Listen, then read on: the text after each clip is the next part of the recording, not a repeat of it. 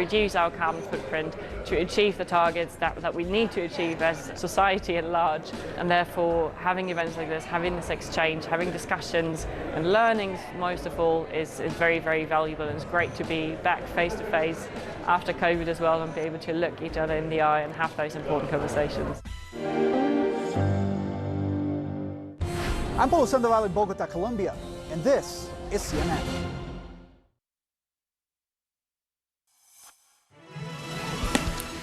An hour to go before the end of trading, and it is the final day, a tumultuous month one way or the other for US markets. Look at the markets as we trade now.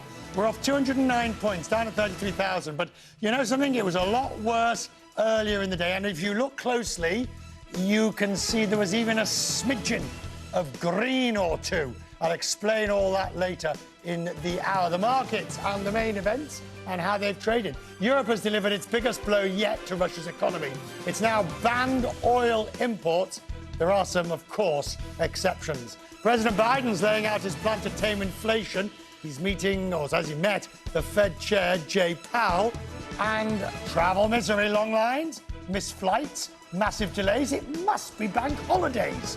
Indeed it is. Europe's travel season's getting off to a rocky start. The CEO of Rome Airport will be with us on the programme. We are live in London tonight. It's Tuesday. It's May the 31st. I'm Richard Quest. And yes, I mean business.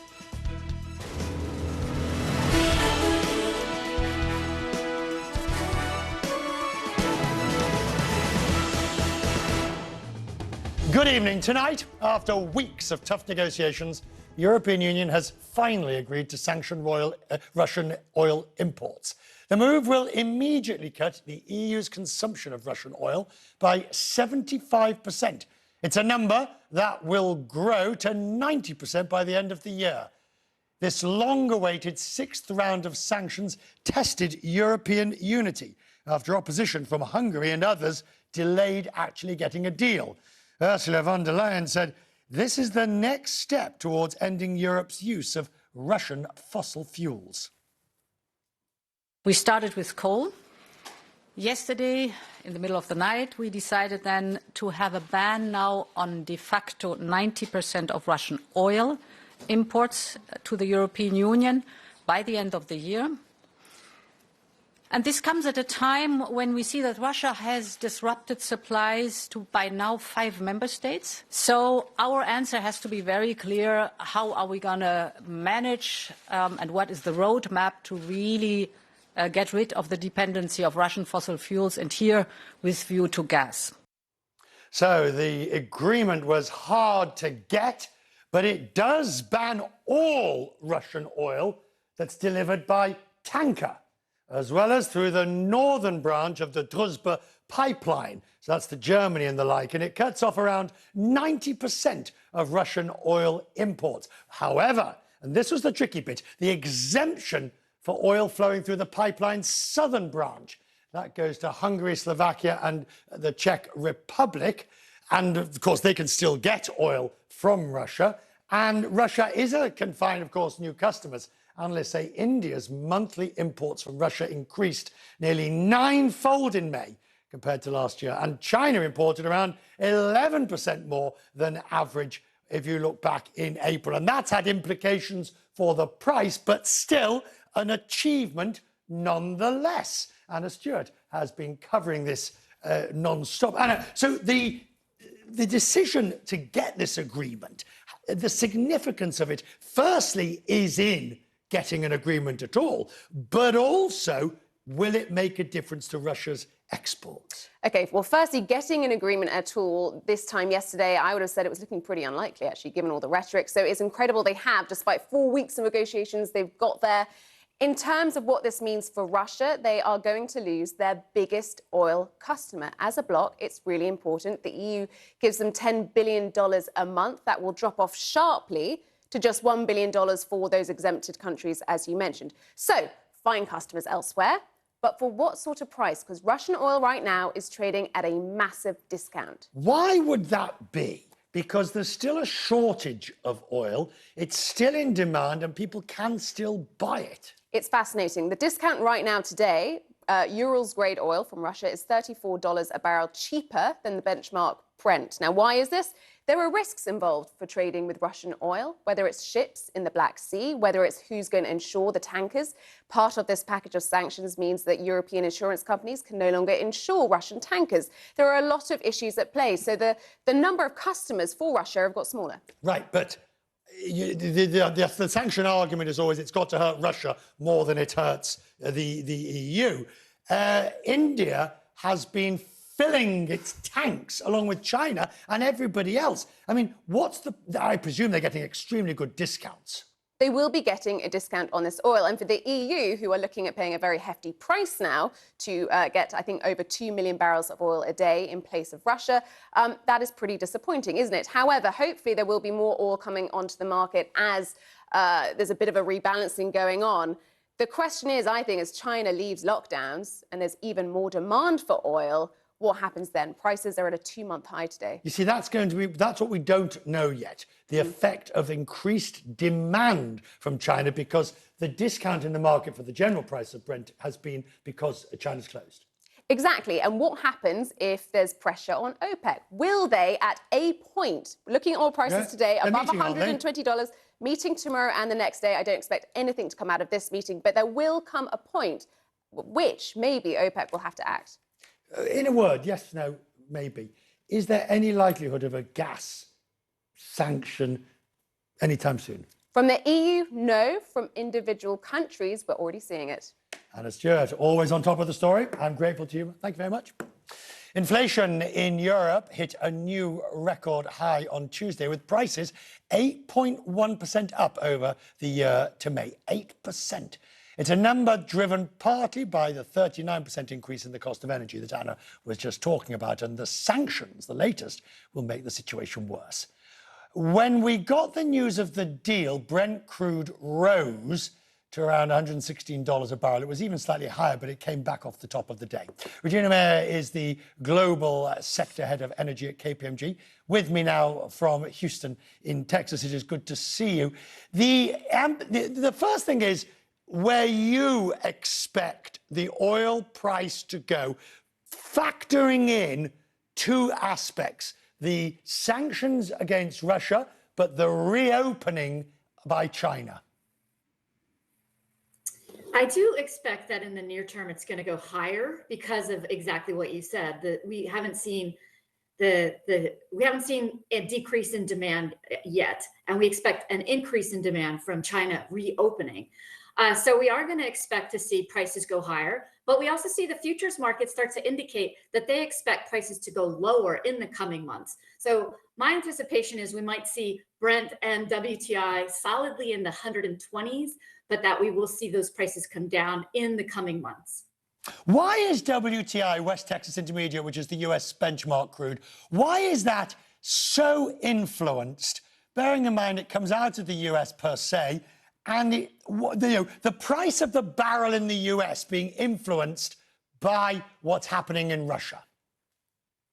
I think that's an inexplicable question, because you're right. US crude is largely serving, more local markets versus China crude. But we've seen the spread between WTI and Brent close during this pandemic. And sometimes they're really close together. So I think it's because the US is exporting more crude. They do provide a lot more LNG. US benchmark crude gets closer to Brent, and I think we'll see that trend continue. What is the availability and the possibility of US increasing oil production? I'm thinking the non-traditional stuff now, which is highly economically sensitive. The price goes up, they start fracking again in Dakota. Yeah, I think what's challenging the shale players, and the reason why you're not seeing as much activity in the Permian Basin, is because of the overall inflation against the supply chain. The shale players would drill more if they could have more access to pipe, workers, sand, etc. But given global supply chain challenges, inflation on prices, lack of workers to do basic fundamental jobs, we're not seeing the Permian be able to ramp up as quickly as they were in the past.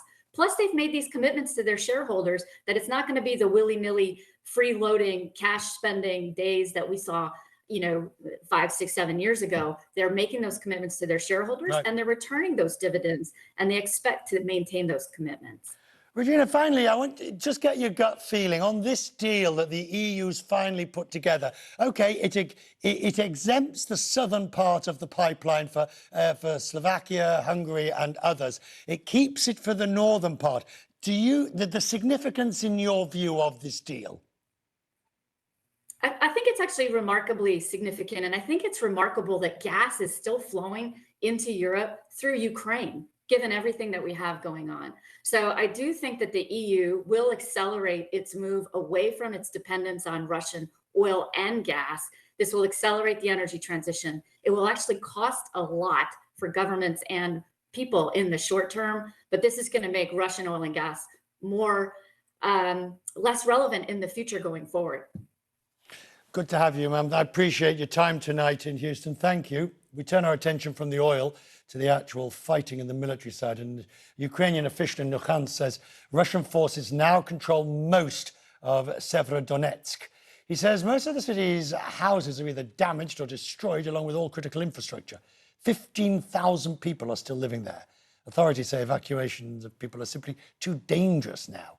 If Russian forces gain full control, the neighbouring Lysychansk will be the only sizable urban area in the Luhansk region still controlled by Ukraine. Melissa Bell is in Zaporizhzhia and joins me now. Melissa, I just need an assessment at the start here. I mean, not so much by stealth, but bit by bit, is Russia finally achieving what it was unable to do in those early days, which is capture those eastern parts of Ukraine?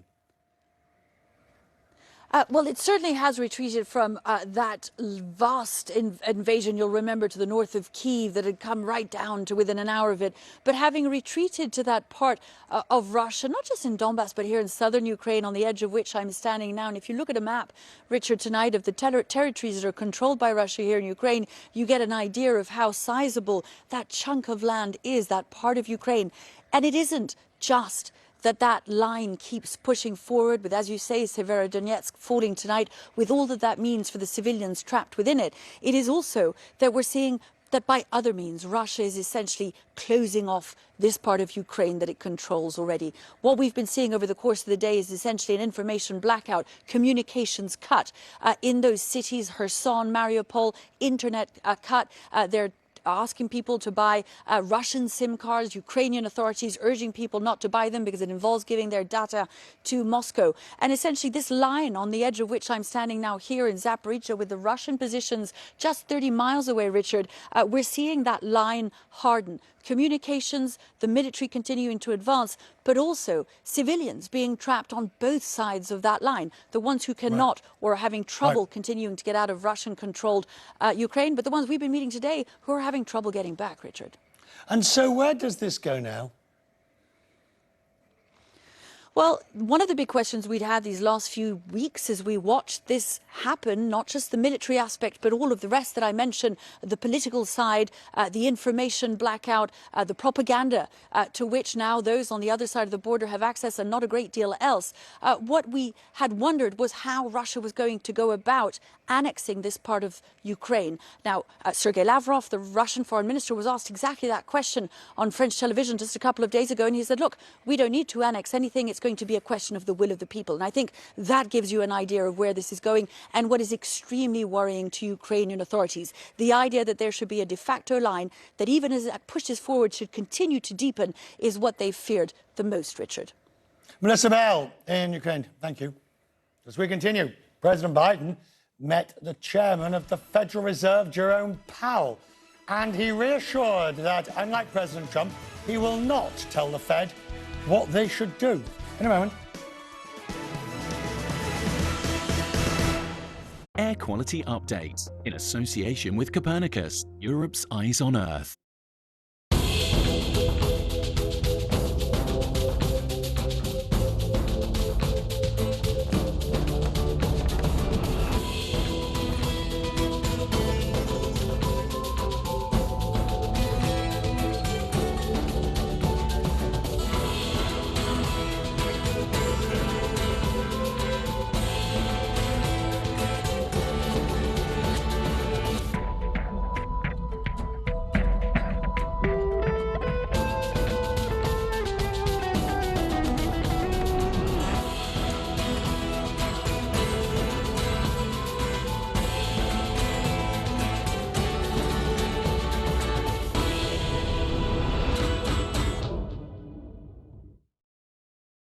Air Quality Update in association with Copernicus, Europe's Eyes on Earth. Our mission here at CNN and journalists, the news comes first. That's when your heart beats a little bit faster. More breaking news that we are following right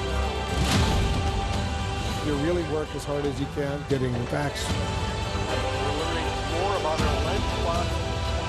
It is critically important. To our viewers in the United States and around the world, welcome to the Situation Room. We have breaking news.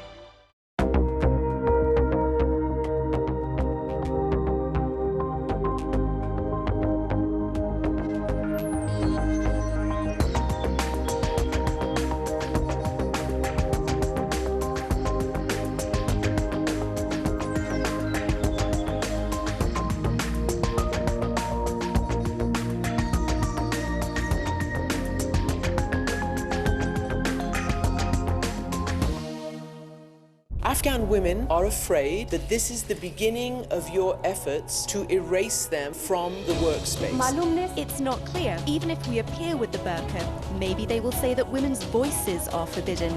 Did you ever imagine that you would be prevented from going to school? Girls' education is fundamental to the dignity of Afghan life. Do you believe that young girls will be allowed to go to school here in Afghanistan?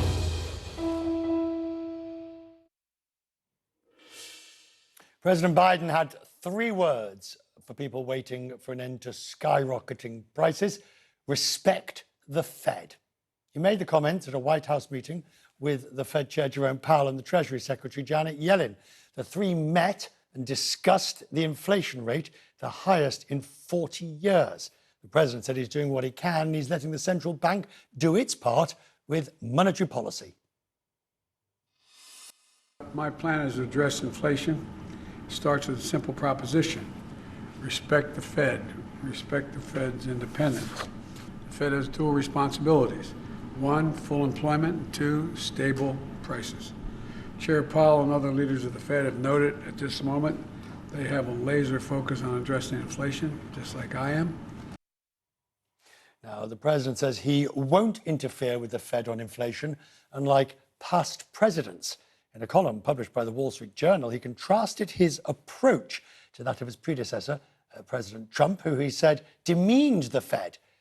President Biden outlined his plans to tame inflation by highlighting those policies over the next month. Rahel Solomon is with me. The reality is, I mean, no one like the all-powerful leader of the free world can't do that much. This is really about the president. This is about the chair and the Fed's policy and monetary policy now. It is, whether Biden wants to admit it or not. There's not much that he specifically can do, which is why in this op-ed today you heard him call on Congress to sort of help lower inflation. But yes, to your point, this is largely now within the domain of the Fed. And even if we continue to see half-point increases, which we expect to, at least for the next 2 meetings, we know that there is a lag of 6 to 9 months before we start to see that reflected in the economy and in data. And so there doesn't appear to be any short-term relief in terms of inflationary pressures. One thing, however, Richard, that we might start to see is this full court press from the White House. I think there were 20 network appearances today from the White House, from his officials, essentially sort of hammering home that they are going to continue to make inflation a top priority. One thing you might be able to argue is that they're working on inflationary expectations, sort of managing the expectations around inflation, that they may not be able to do anything in the short term, but they are committed to lowering it directionally in the longer term. Okay, but here's the problem. So you've got inflation at, say, 8.5%. You've got rates, nominal rates at, say, going to 3%. That still gives you a negative minus versus as against the positive rate. But what point does the Fed say enough? Let's just say they get inflation down to 5%. Will they continue raising rates? The credibility of the Fed is on the line, Rahel, to see if they're going to get it as close as they can to 2%. it's a great point, Richard, because no one wants the Fed to overshoot it, right? We don't want to see them do so much that it triggers a recession. I think the Fed would say the same. They don't want to do that either, but I think so much of this is going to be data dependent, right? We never really know how this is going to play out until we start to see it in the data. In terms of what we're looking at, Friday we have the all-important jobs report. We'll see if the economy cooled a bit. We have seen, Richard, more than 12 straight months of 400,000 jobs added. That has to come down. The Fed needs that to come down. Powell has said such earlier this month. And CPI next week, we get that too. Rahel, many thanks. I want to go straight to Robert Herjavec, who is the Shark Tank investor, who's warning that basically stocks haven't fallen as far or hit bottom yet. Before we talk about that particular point, what do you think on this bigger issue? Do you think that the Fed, their credibility being on the line, will continue to jack up rates to the point where, yeah, the economy may go into recession, but they will get inflation down to 2% again? Well, I think, Richard, that the Fed moved very quickly to try to stop inflation, and it was a bit of a shock to the system. So, I mean, it's anybody's guess, but I think the rates are definitely going to go up, but I'm hoping not at the same rate that they've been going. I'm hoping that the Fed will kind of cool things down a little bit, but I still expect them to go up and see increases. It is the fear of these rate increases and the reality now that has pulled so much value out of the market. I see one number, 5 trillion or something in value out of the market, but you don't think it's over yet? I don't. I think what's really happened is that it's been a bit of a wake-up call, and what it's done is it's made people go back and look at the valuations. And what we're seeing, I mean, we're in the tech space, the cybersecurity space, but we do a lot of investment on a private capital basis. And I will tell you, what the Feds did was it was a wake-up call for any company that doesn't have a reasonable path to profit. Investors are standing back. It doesn't mean that they have to have positive EBITDA today, but to have a reasonable path to profit. And I think what you're seeing is a lot of that stuff is being shaken out of the system right now. There's still a lot of great companies making good money, right. But if we're honest with ourselves, there was a lot of companies that had ambitious plans towards profitability, and I think a lot of those companies are going to continue to get hit.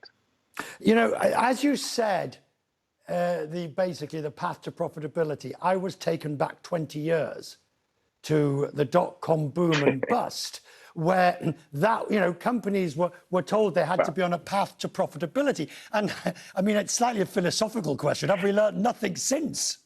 Right. Well, it's funny. Somebody just asked me that the other day. I do think it's slightly different. I don't think this is the dot-com bubble where a sock puppet gets a $4 billion valuation by simply having an internet address. So I don't think it's that.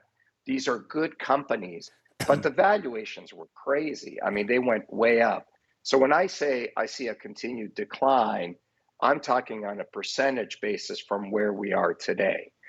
I do think, though, that the bigger issue for a lot of these companies is employment. It is very, very difficult to get people to come.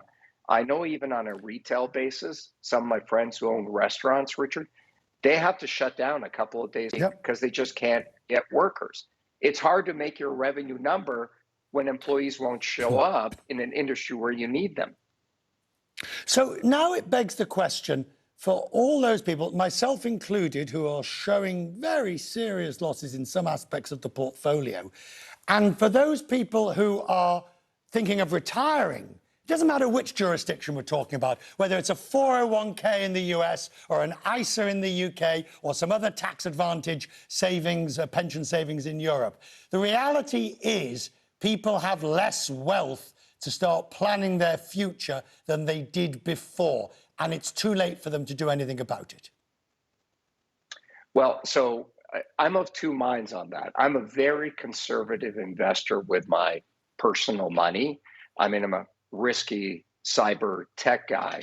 But here's the good news. The yields for people in retirement and people that are thinking about retirement are going up. The reality is you kind of have to temper your expectations. Are you going to make another 20% in your portfolio like you might have last year or the year before? Probably not. Are you going to lose everything? Probably not. I think that there are really good companies that are having a market correction. That's what I would call what we're going through, is a market correction. It's not like the dot-com where these companies are going away en masse. But the good news is yields in very conservative things like bonds, interest rates are finally going up to a little bit more of a livable standard. Mind you, it's only 2, 3, 4% that you're going to get on an interest rate or a yield, but still there's some optionality there. What I love don't to talk, retire. No, well, that's thank you. Thank you. If I was planning on, I'm not now. Look, you're optimistic. I mean, I like the tone of what I'm hearing from you, because there's so much gloom, and you're not being halcyon. You're not being sort of Pollyanna about it. You're being realistic, but you're telling me there's optimism. Very well said. I will tell you, as I canvass all my friends who are successful or not successful but own businesses, there is a general feeling of optimism. Businesses have real issues around employment, but interest rates for a lot of the industries aren't really driving the core values of the business. It's affecting some consumers. It's going to have an effect on some housing, but only in certain markets. Look, how long has it been since people could even buy a home? If it cools down a little bit, I think on a macro level, that's going to be goodness for some people. But yes, I'm very optimistic. I think that the level of innovation and supply, and look at the unemployment rates. Like there's a reason people are employed is because businesses are doing well. And I think all this supply chain is eventually going to work itself out. We just have to be a little bit patient. Not something many investors like myself are terribly concerned, are very much using. Good to see you, Robert. Thank you, sir. I appreciate your time tonight. Good to see you. Thank you. Good thing. Thank you. So we're talking about jobs and lack of workers. That's one of the reasons why travellers around the world at airports are experiencing hours of delays. The CEO of Rome's airport is with me after the break.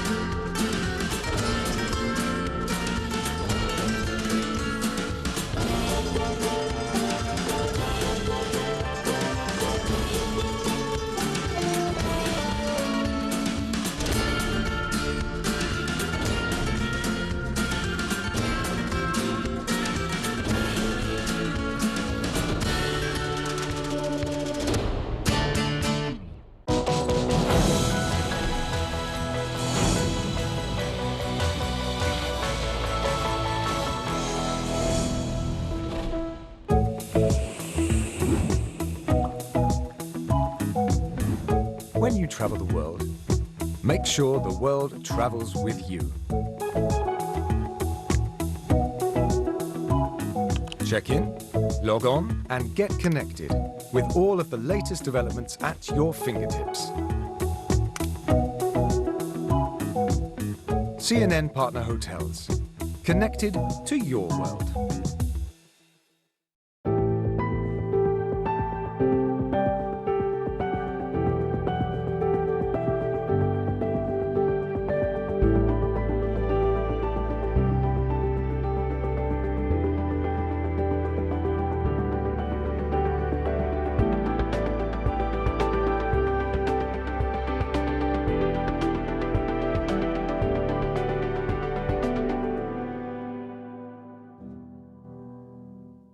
This is CNN. More people get their news from CNN than any other news source. Governments are now raising the alarm as airport delays are getting worse. You'll be familiar, you've been travelling. Travel companies, staff shortages, increased demand. It's all part of the blame game. So, for instance, at London Gatwick Airport, they were waiting more than 3 hours to get through security. By the way, I waited today more than 40 minutes to get through border control at Paris Gare du Nord to take the Eurostar back to London. Now, over the weekend, you had horrible businesses in Dublin. 1,000 travellers there missed flights because of check-in and other delays.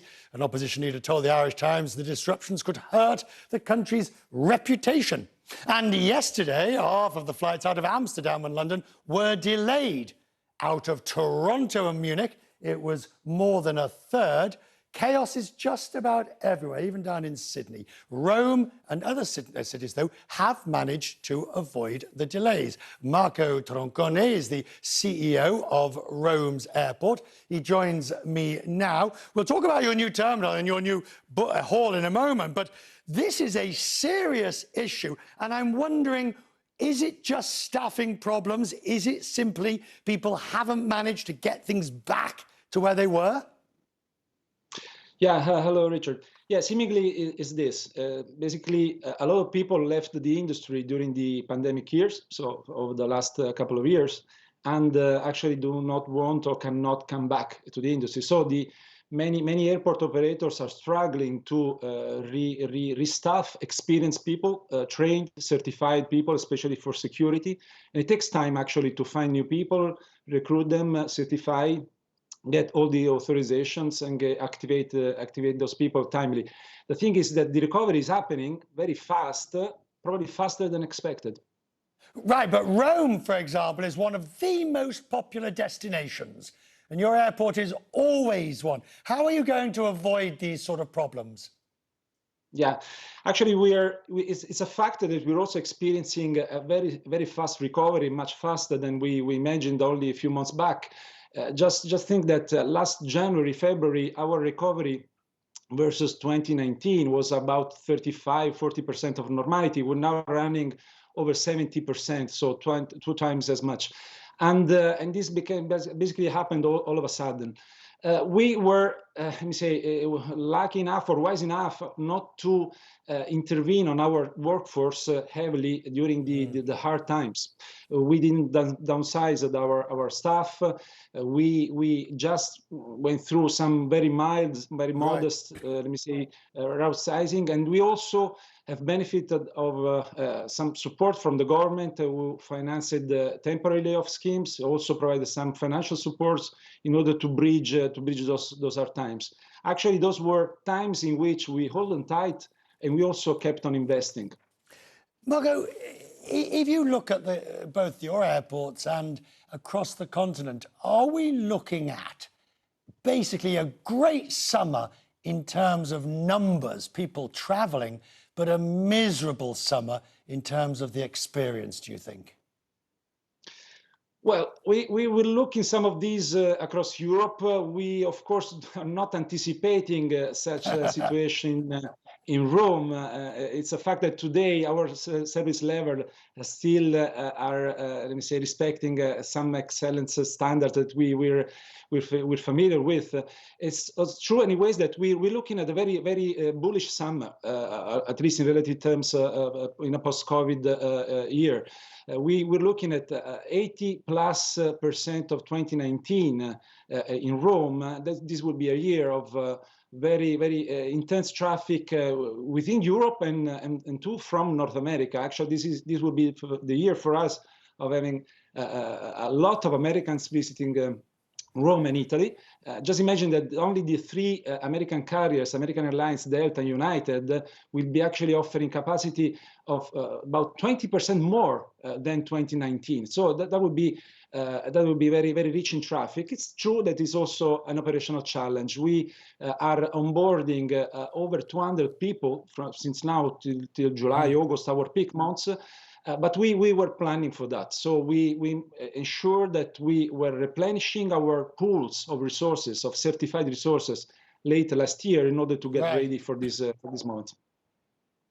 Marco, I feel the need to make a promise here.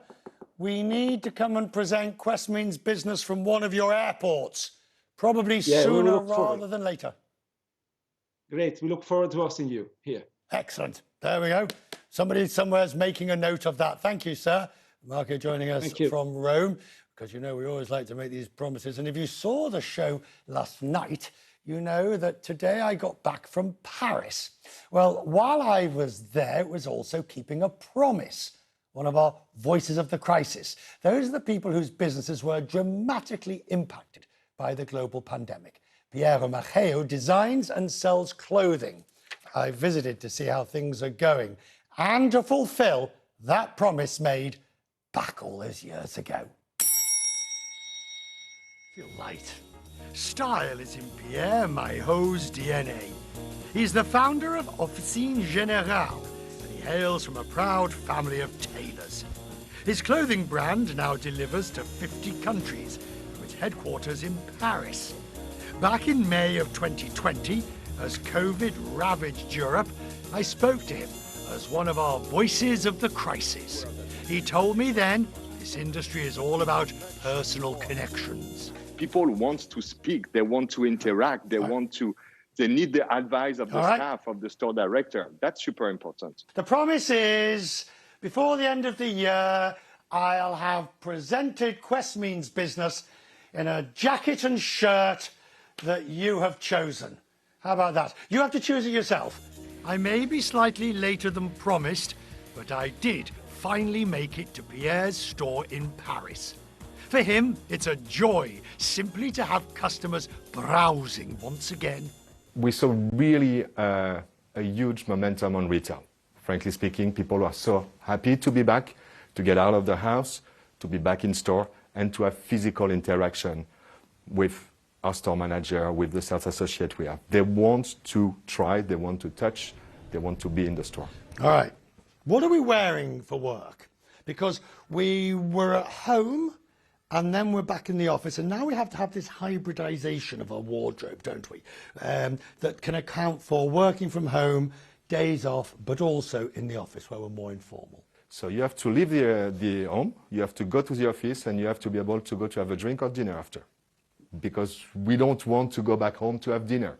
After months of being obliged to stay home, we want to be outside, right? Right. So we are back with what we call this down-dress tailoring. We are wearing a softer shoulder jacket, maybe a little bit unconstructed, maybe not as classical or strict as the one you are wearing. Sorry, it's like the shoulder is perfect, it's very good, but something a bit more down-dress, something with a bit more attitude and, let's say, coolness.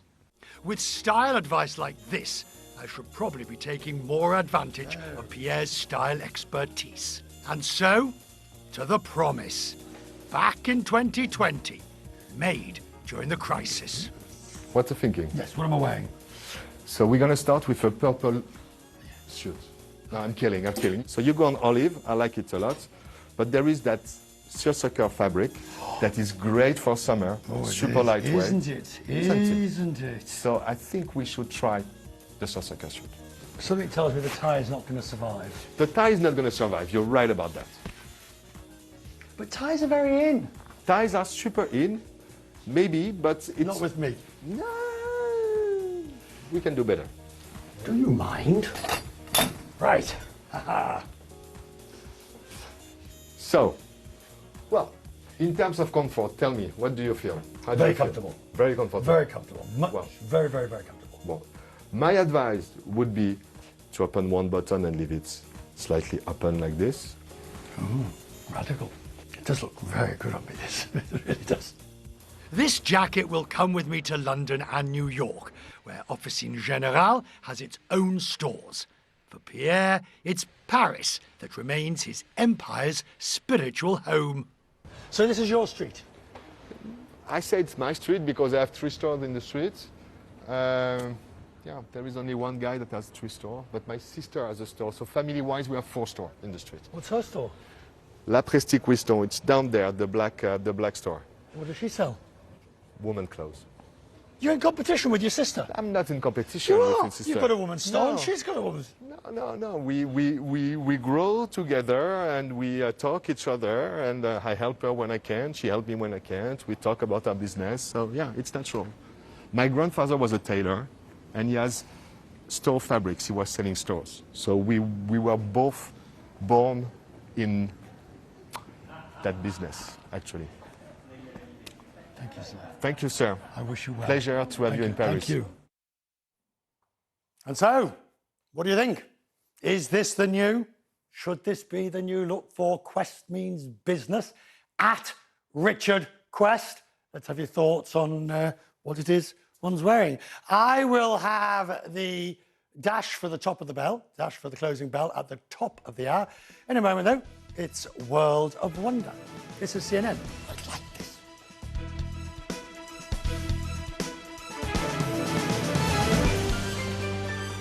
We've missed the globetrotting and adventures, and we're longing to get out and go.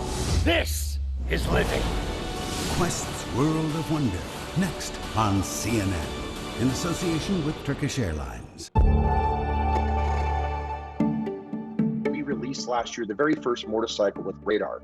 And what that's allowed us to do is to be able to put some technology in the motorcycle that gives features of safety for the rider, including blind spot indicators that's been used on cars for years. So we're not only dedicated to that performance, but also to try and improve our environmental impact and also the safety for the riders themselves.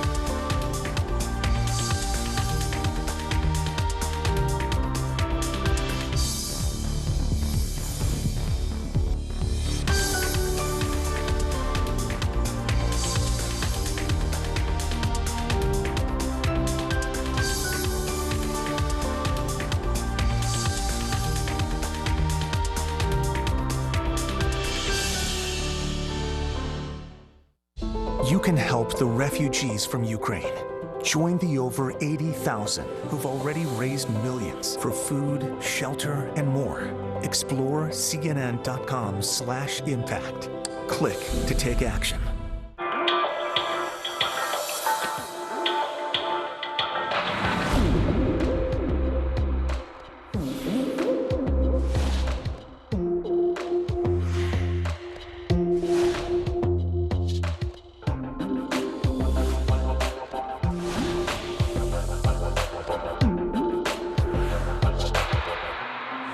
Africa Avant-Garde, Saturday on CNN, in association with Access Bank.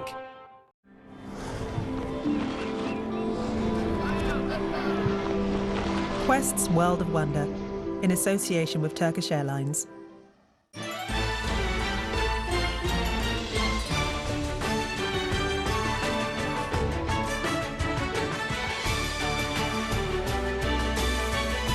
Hello. Gorgeous. This is what a vacation looks like.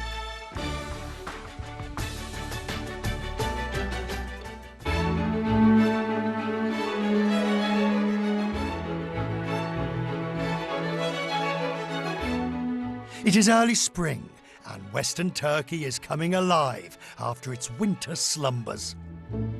In a few months, these trees will be heaving with fruit, and the area will be bustling with tourists.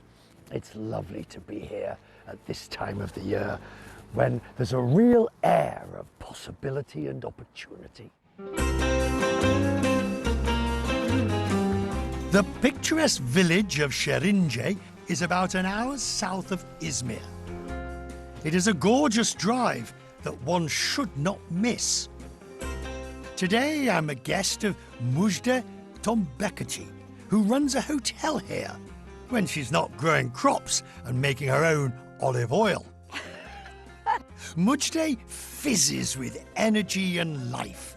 She first came here from Istanbul back in the early 80s. She saw something special and she's never left. We cannot discuss anything until we have tea. Exactly, in the traditional Turkish way. It's a samovar technique, and so you have the dark tea, the black tea here, and then you put over this the water, and that makes it fantastic. Lovely. I came when I was a student 40 years ago. I was a student in Izmir, took the train from Izmir, and I came and I fell in love. I said, this is my paradise. I should spend my life here. What was it that you saw here? The nature. Yeah. Then the village, the houses, these pretty white washed houses. That's so nice. And the people living here, a laugh, a smile on their faces, and I fell in love with them. Over here, what am I looking at? Look, it's so greenish because the sun is fantastic, the early spring sun. And there we have, in this blue-gray color, the trees of olives. We have a lot of orchards, only olives around us. And this village named Şirince, which means almost pretty, is in the tradition olive-producing village. What happens inside Muj? What happens inside you when you sit and you look at that? Still, the peace like it was when I came 40 years ago. In each season, it's given me a wonderful joy of life. That's maybe the meaning of this village for me, the joy of life. Mujde isn't content to allow my eyes to feast on the scenery. She insists my stomach feasts on her cooking, which is renowned. We are cooking stew in a clay pot in the real village style. Everything should be very, very quick. In the village, you have to do it in 10 minutes and then go to work. Would you like to cut something? Well, I don't mind doing a bit of cutting. Look, it's ready. And this is the best olive oil that you can find. Would you like to smell that olive oil? Isn't it nice? Look how nice it looks. Can you listen? The bubbling. The bubbling. Yeah, and the smell. I think we're ready. Then we say, Bismillah. The smell of the village. Mujde has many talents, and amongst them, giving me a tour of the reason I came here in the first place, Ephesus. This is an ancient city, only a stone's throw from her village, where tourists from around the world visit to marvel at archaeological wonders. Mujde is mother, Arslan is son. She is the tour guide, he's the ancient historian. He'll give me the facts, she'll give me the feelings. And like a well-rehearsed double act, they go back and forth, enhancing each other's stories and enriching my visit. Ephesus was a major city of the Roman Empire. It's one of the wealthiest cities in the Eastern Mediterranean. Marble, you can see everywhere marble and mosaics and wonderful sculptures. Right now we're in the center of the city. The facade that you see over there is the facade of an ancient library. It's called the Celsus Library. It was built by one of the most important citizens living in this city. Can you imagine? You enter in a marble place in this library full of columns and nice ladies, and you're in another world. This was called the Courette Street. The Courettes were the nobility in Ephesus, so the streets were lined with their statues. It gives you the feeling of luxury and the richness of a town which is fantastic built. If I can tap you on the shoulder and send you back there, what's the one thing you would like to see? I would want to walk the streets of Ephesus because we are told that the people dressed here so lavishly, so luxuriously. I would want to see that pageantry going on. I'm a cook, and the smells are so important. And in the ancient time, there was a fast food restaurant named Thermopylae. I would like so much to go there, pay a penny, and eat whatever they cooked. In one day here, I have gorged on wonderful views. She says if I drop the coin, you can hear. I don't think so. Did you hear that? Yes. And enriched my mind and soul with ancient civilizations. Don't worry, I'll be here all week. And I haven't finished yet.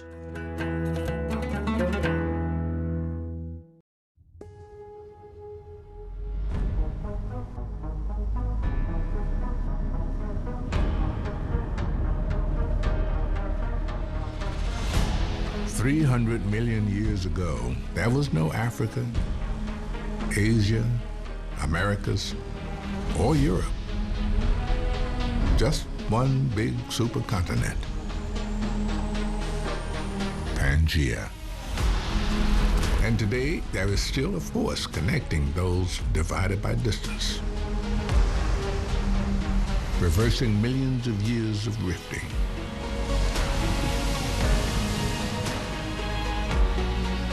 Making far feel close, bringing there to here.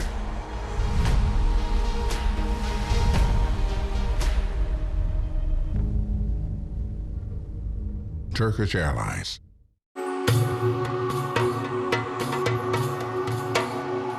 It is hard to miss Izmir and Ephesus, but just a little way, there is a town that's becoming a big hit with visitors, Aleciti. Turkish tourists are flocking here for the perfect getaway. And the rest of us are just discovering this hidden gem.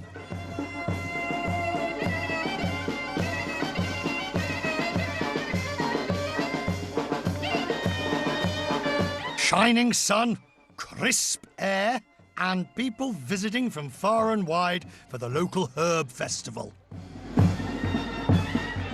I'm not sure what or why I'm wearing this garland. Okay. But when in Rome, Perihan Akbulut knows every nook and cranny and is going to show me around. This is what we call labada, but in Latin language it is rumex. We can roast it, we can cook it, we can boil it. They are quite open here. They want tourists and more of them. This is the most precious herb, what we call Şevketi Bostan. What do you do with it? You can roast it. It is so good for your kidney and prostate. The medicine for prostate, he says. Well, perhaps we shouldn't be looking at it like that. Maybe. Aniseed. Ah, licorice. Yes, you can eat it. You sure? Yes, you can eat. You can eat it. He's not having me on. I don't know. Well, I'm still in one piece. This is Çeşme lemon, very famous all over Turkey. Oh! Oh, it is sweet. Yes, sweet. I would never have thought to just enjoy The lemon sucking a lemon. Enjoy it. Everyone here is keen to point out the beauty of this place. Hello, how do you do? The mayor of the city. Oh, Mr. Mayor, how lovely. We call this place the Heaven and Earth. Heaven and Earth.